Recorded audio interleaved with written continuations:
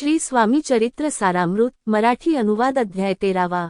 श्री स्वामी समर्थ। सर्व स्वामी भक्तांना माझा नमस्कार। आज आपण श्री स्वामी चरित्र सारामृत अध्याय 13 बद्दल जाणून घेणार आहोत। बाळप्पा श्री स्वामींच्या सेवेत सामील झाले। बाळप्पांच्या वाढत्या प्रभावामुळे अनेक सेवाकऱ्यांना त्रास होऊ लागला।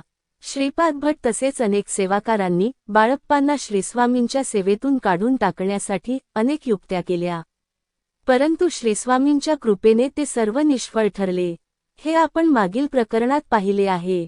बाळप्पा पूर्वी गृहस्थ असल्याने बाळप्पा श्री स्वामी सेवेत काही काम करण्यास लाजत असत, म्हणून श्री स्वामी सतत बाळप्पांना ते काम करायला सांगत असत।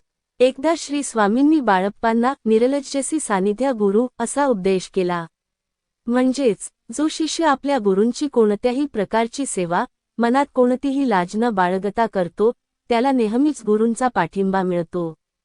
आणि बाळप्पा संकोच न करता श्री स्वामींची सेवा करत राहिले। बाळप्पाची ही भक्ती सुंदराबाई आणि काही सेवकांना त्रासदायक वाटली। एका मध्यरात्री श्री स्वामींना संशय आला आणि त्यांनी इतर कोणालाही न उठवता बाळप्पाला जागे केले। सुंदराबाईंना वाटू लागले की हे कानाच्या मागून आले आहे आणि ते कडू झाले आहे। एका भक्ताने श्री स्वामींना चंद्रहार अर्पण केला होता।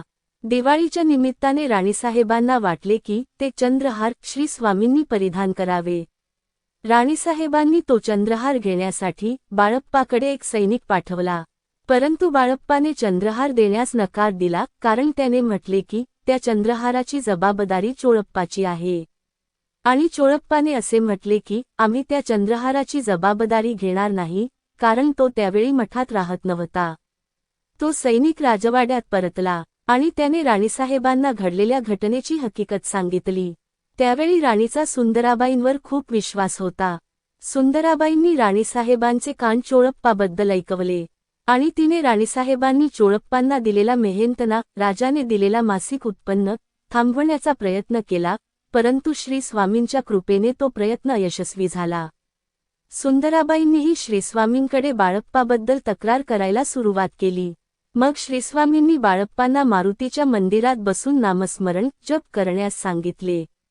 नंतर श्रीस्वामींनी सुंदराबाईंनाही त्यांच्यापासून दूर केले आणि सुंदराबाईंची कारकीर्द संपली। आणि इथे श्रीस्वामी चरित्र सारामृताचा 13वा अध्याय संपतो।